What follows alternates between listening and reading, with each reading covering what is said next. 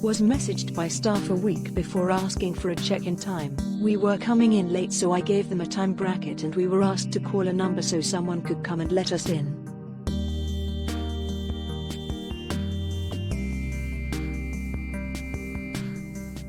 Tiny room, something common in London, with barely enough space to move around, and bathroom was an arm's stretch in width, so door hits the wash basin when open sheets and duvet cover were not changed prior to arrival. There was apparent hair from previous tenant, and no one to ask to change The bed and room them. was clean and the bed comfortable.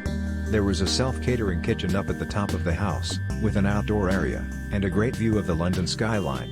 Eggs, juices, milk and bread provided. Also tea and coffee. Just serve yourself.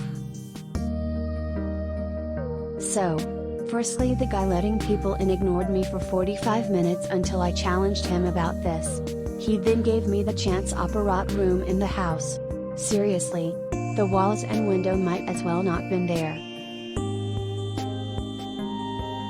The location was excellent and the property was very good value for money. Ideal for a quick stop in London when a convenient location and a good price are your priorities.